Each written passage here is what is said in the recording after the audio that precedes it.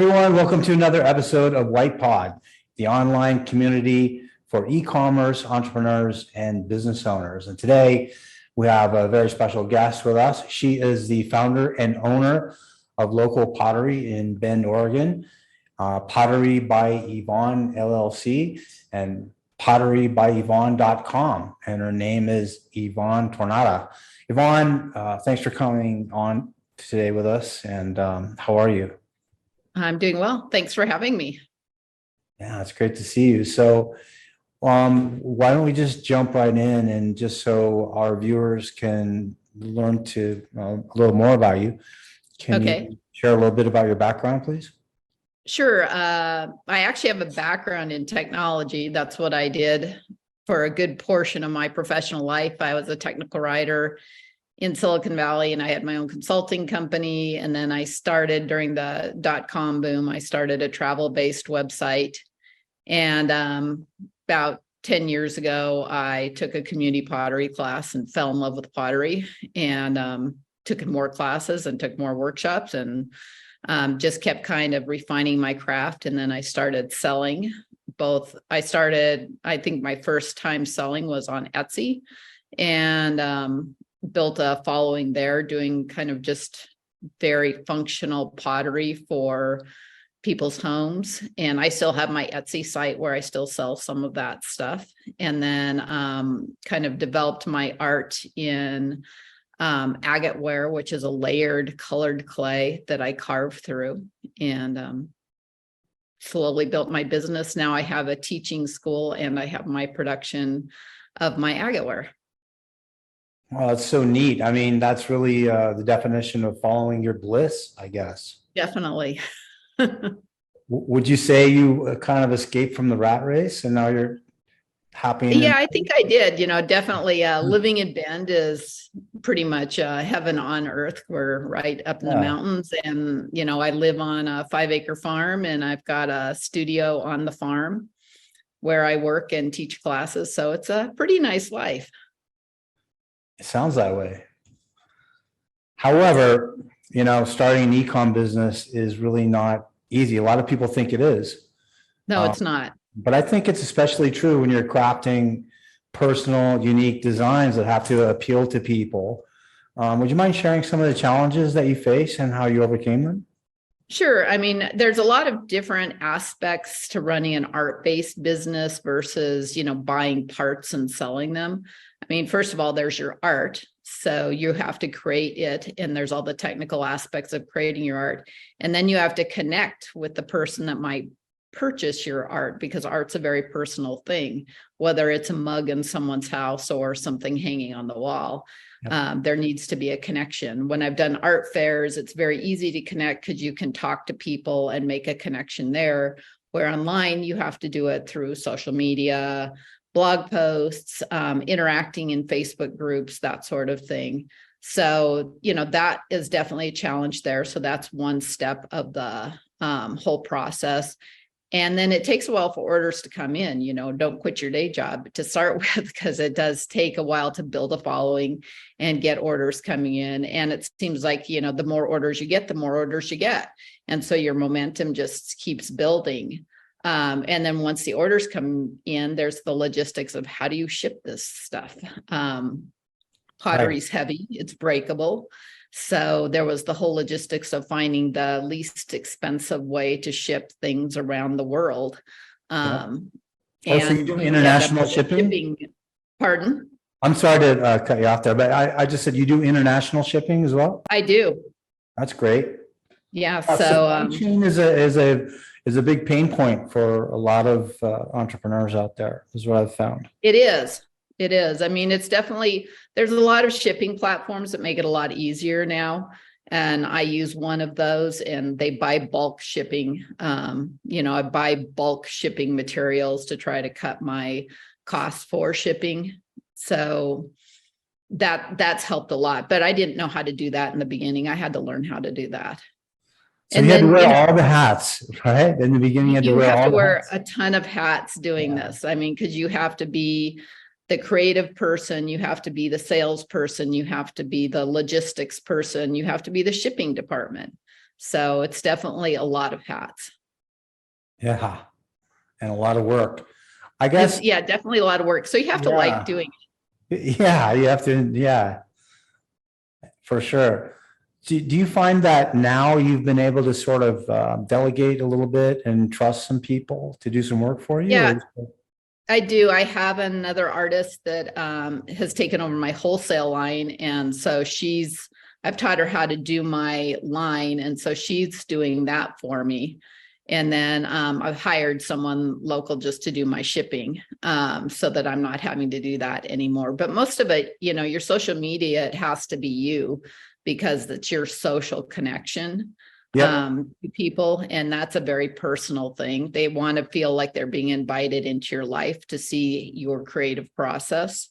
So that's something that can't be delegated. And then as far as like my teaching studio, I've hired other artists to help teach classes. So I'm not teaching all the time. And all those things seem like they're not connected, but they are. I mean, I'm also in a gallery. So it's like the gallery brings in people that buy in person, but they end up being online customers. The people that I teach end up being customers. So there's a whole interconnectedness thing. The social media, someone sees something, they message you, how do I buy this? Or how do I commission a piece? So it's very interconnected. And you kind of have to be okay with sharing your life with people. Yeah, I guess you would have to be. So how much of your time is spent going to fairs and things like that? I mean, I haven't really been doing that since COVID. I've been selling mostly just online. But I definitely did it before that. I mean, most of the fairs got closed down during COVID. And so I switched more of my time to promoting online. And now most of my work is just sold online. as you can imagine, I mean, that's a theme I've heard from a lot of people I talk to, that they have to be, you have to be ready to pivot at any time. Maybe it's COVID, but maybe it's something else as well. Right. And right. And yeah. There's a lot of wholesale platforms now, so you can get your work out there to galleries and shops around the country. As people get to know your work more, they contact you directly to wholesale. So, I just feel like you have to kind of be out there, and it takes a while for that to build. I mean, it used to be, I remember during the beginning of the .com, the older the age of your domain name, the better known you were on the internet.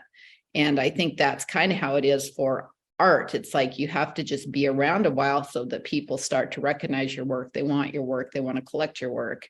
Right. But you also have to be promoting yourself on all the technology that's available. Yeah. And I'm lucky because I have a background in technology, but there's a lot of artists that don't. They're afraid of technology. They don't know how to use technology. These platforms are not very user-friendly. Some of them are mind-boggling, not user-friendly, even though they really want to have a relationship with someone to sell their work. Everybody wants a cut of everybody's work. Sure. So I'm kind of surprised, and it's some big name companies that their platforms are just not very well thought out.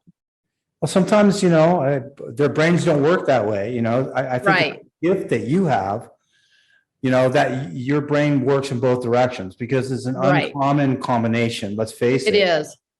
It is. And, I have to admit, I was a creative when I started in Silicon Valley, and I had to train my brain to think a different way. And now I'm able to go back to my creative thinking, but I still have that training from the days I was in technology. Wow.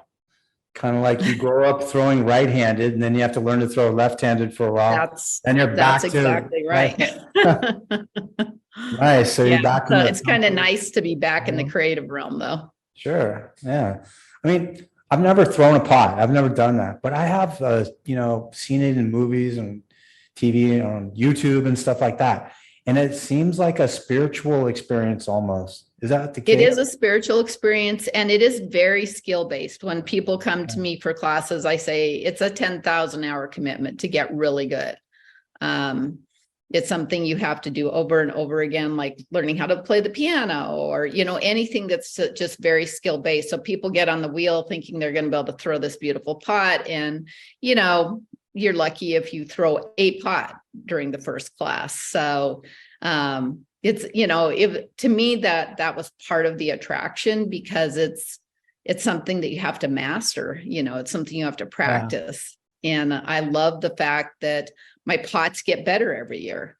And, every time I look at my pots from the previous year, I have a boneyard where I can get rid of pots I don't like, and I go smash them against a rock. And it's like, okay, I'm done with those. I'm going to start over. I guess. Yeah, that's cool. Yeah. I mean, I remember I had trouble making a candy dish when I was a kid in school. Yeah. Yeah. I mean, it's not easy. Yeah. So I actually do a date night in my studio. And I think it's great because I think when these folks go to the next art festival and they walk inside a potter's tent, they realize how difficult what the artist has done. So they have an appreciation for the art. That is cool. Date night. I mean, imagine if your story is that, you met your partner, learning how to throw pots. Right. That's a lot. Yeah. We had a couple come in last week that had just gotten engaged. So, and they spent it throwing pots with us. That must be super gratifying. Yeah, it is. It's really fun. I actually find the teaching just as fun as doing the creation, because you get to see people's progress. I've had people that start with me, don't know how to throw anything, and now they're selling. So nice. Yeah, I mean, really mentoring people is one of the most rewarding things you could do. It's like being a parent for like a whole bunch of people, and what's more important than that really in life? That's right. How I see it. Yeah. So, I mean, I think, most of the artists that are selling, they are having to incorporate technology into their lives, but I think, the craft is still the craft, it's still the same. Sure. Well, look, I went to your site and, I can honestly say that your designs are, really appealing, like almost oddly appealing. It felt different. So they stood apart from what I've seen before. I mean, I definitely am taking it. There's the two methods. There's agate ware, which is kind of like this marbled look, where you layer the clays and you throw them. And then there's Nakomi, which is a Japanese technique where you layer the clays and you get like this little pattern, and most people hand build with that. And what I'm doing is I'm throwing it. I'm a thrower. I do not like hand building. So I layer the clays and then I carve through them. And then I have the craft, from being a production potter, of what makes a comfortable handle, what makes a comfortable mug. So it's like, you got it right. Sorry to jump in. I just want to appreciate you because you got it right with that handle. I hate mugs where you can't put your fingers inside that. Right. And, when I used to sell at fairs, people would come in and go, oh my gosh, this handle is so comfortable. And it's like, that's something I really teach. It's like the handles are huge. People are not going to buy your mug if it doesn't feel comfortable when they pick it up, or they're going to send it back to you if they get it and they can't fit their fingers in it. I mean, that's the one thing you don't want, is you don't want returns. So, there's a lot of R&D to pottery, because it's not like you just say, I'm going to make a butter dish and the first one turns out right. It takes my candy dish didn't. I remember that. I'm going back to the candy dish thing, but I remember that pretty clearly. So it's not, there is like, an almost mechanical part to this, where you have to think about how the piece is going to be used, as well as how beautiful it's going to be in the person's home. Right. And that is the hard part to show online, is how comfortable it is, where if somebody were coming into a gallery or at your fair, they could pick the thing up. So, that's a challenge you have to think about, is how do you present your piece so that it looks as realistic as possible and that people can actually imagine picking it up or using it in their home or hanging it on their wall. Yeah. Do you have any videos on your website that show you making? I do. So my school website is Tumalo School of Pottery and Craft. Uh-huh. And so that's where the how-to videos are. And then on my Instagram site, I do like little vignettes of my throwing day. And Oh, that's cool. people just like to see the process, so that they're invited into what it took to make the pot or the teapot or whatever, Yeah. So That would make me, value that item a lot more if I saw you right. making it. I don't know. I Right. And think I think that any maker, whether it's someone forging metal or welding or, doing pottery or painting, I think the more people feel part of the process, the more they're connected. So when it's in their house, they feel like they have a story to tell about the piece. absolutely, and I think more and more people really do want to support people like you instead of buying a coffee mug on Amazon, for heaven's sake. Oh, definitely. And in fact, when COVID first happened, our sales went through the roof because everybody was trying to support hand makers. And I wasn't the only one. It was anyone that was doing handmade items. People really wanted to support it. It was like my Christmas level sales every month. There are a lot of good people out there, right? There are. I mean, I've been doing this for 10 years and I've just met lots of nice folks. I've not had any bad experiences really.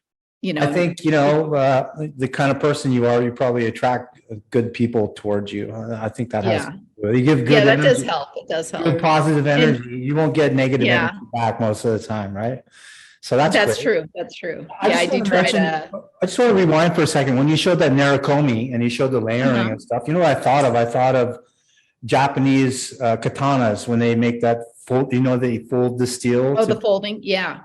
It's very similar to that. I mean, some of the Japanese and there's American potters doing it now. They're doing it in all different colors and the designs are incredibly intricate.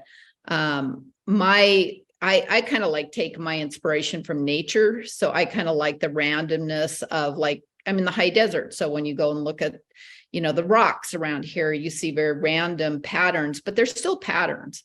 So that's what I'm attracted to. But there's people that are doing incredible, you'll see a turtle that they've made through, combining clay together. Yeah. So, it's on a whole nother level and they're hand building with it. It's hard to keep that kind of level of pattern if you've got a wheel turning around, swirling all your clay. Sure. So it's funny you mentioned the desert. It seems like the desert and the pottery in general kind of go together. They do. Yeah. Yeah. I mean, there's a growing pottery community in Bend. I grew up in Montana where Archie Bray, which is an institute of clay, is Montana, is semi-arid. They have a ton of clay there. I go back there when they do workshops to learn from some incredible artists. Oh, that's neat. Montana. Yeah, so you grew up in Montana? I did. I grew up in Montana and then I grew up in San Francisco Bay Area. Oh, you did? Okay. Well, I would spend my time there after college till. I'm just saying it couldn't be any more different. It's like two different planets. Forget two different states. Oh yeah, definitely. So yeah, so cool. All right. Yeah. Where do you go for inspiration when you create new designs? Nature. We did a trip to Moab last year. I got a lot of ideas just walking through the rocks and hiking.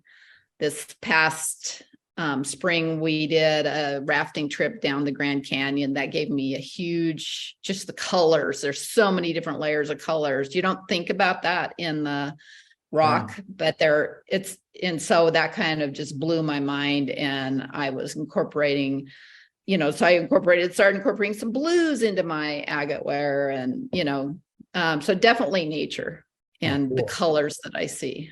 And the Grand Canyon is life-changing experience, I guess, right? It is. It was incredible. Highly recommend it to anyone. Yeah, it's very moving. It is. But so, you have great products, but having the best products in the world isn't going to help if nobody ever knows about them. So right. How exactly are you driving potential customers to your website right now? So in a couple of different ways. I mean, unfortunately, you can't do organic search anymore. That's a part of it. But so there's the whole social media aspect. You make sure that you have links back to your website. There's anytime you talk on social media, like share your information on Facebook or any of the groups, you put a link back to your website. You pay for clicks. So you have, the Google AdWords. And Sure. on my Etsy site where I sell more commercial stuff, I pay for clicks. There's a difference in doing that. And of course I do, all the indexing, search engine indexing, and I look at where I want my page to come up high. Like my page is indexed high for Bend, Oregon, because I get a lot of local people buying my pots that way.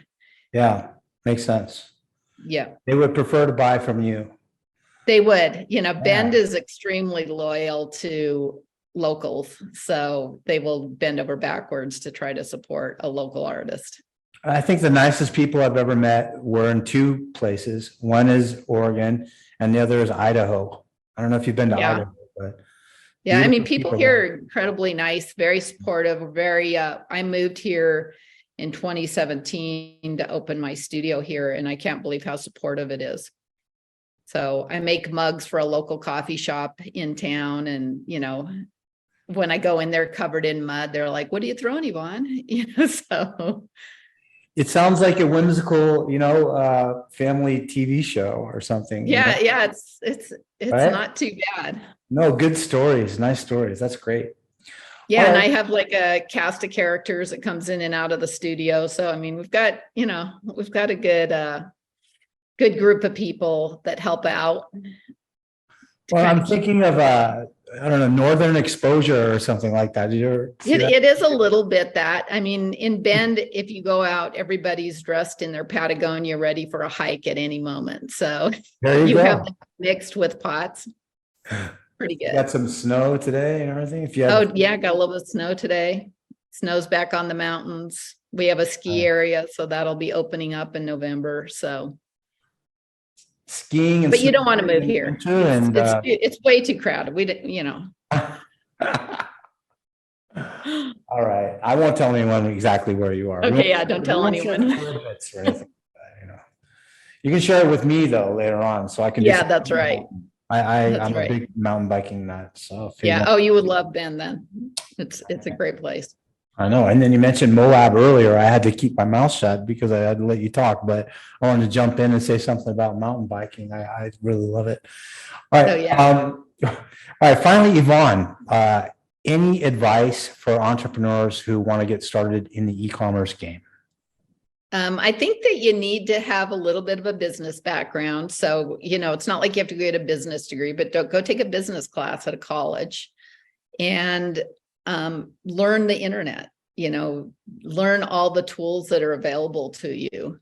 Because if you're going to try to sell online, you need to understand the technology, because the other flip side to this is there are some people out there that will try to cheat you out of your money.